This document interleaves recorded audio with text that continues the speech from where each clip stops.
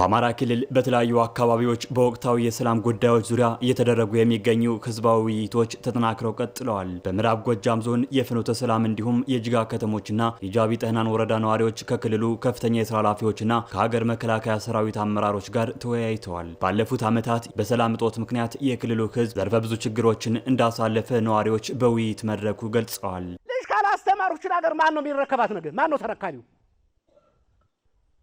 የኔ ወንድም አርሶ አደር ማዳበሪያ ገዝቶ ዘር ገዝቶ ካላመረተ እንዴት ነው የከተማ ህዝብ ሊኖር የሚችለው? ቁርጥ ብለን ገብተን ወደ ሰላማችን እንምጣ። ወደ ቀልብ እኔ እንዲያው ቡሬ ደርሶ መምጣት ይናፍቀኛል።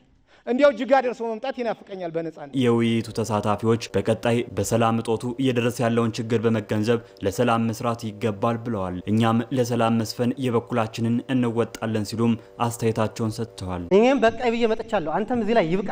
ባጠባችሁ ጡቴ ኑልይ ልጆቼ እንበል። እናቶችም እህቶችም እንደዛው እንለምናቸው።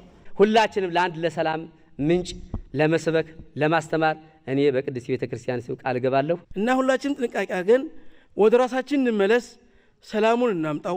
የባዕዳንን ተልዕኮ ተቀብለው ሀገር የሚያተራምሱ ኃይሎችን በጋራ መታገል ይገባል ያሉት ደግሞ የሀገር መከላከያ ሰራዊት የምስራቅ እዝ ዋና አዛዥ ሌተናል ጄኔራል መሐመድ ተሰማ ናቸው። ቤታችሁ ውስጥ ያሉትን የጽንፈኛ ተላላኪዎች አጽዱ፣ ጎረቤታችሁ ያሉትን አጽዱ፣ ሰፈራችሁን ጠብቁ፣ ከተማችሁን ጠብቁ።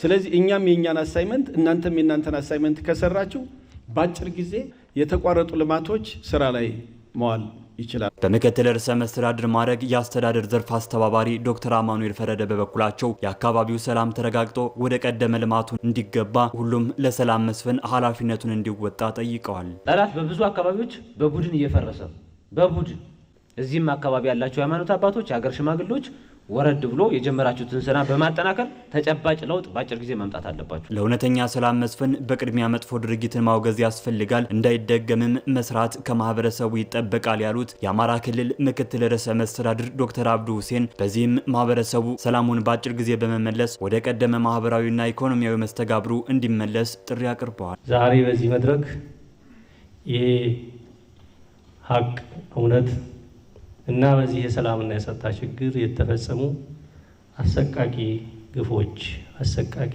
ግድያዎች በተገቢው መንገድ ተተንትነዋል።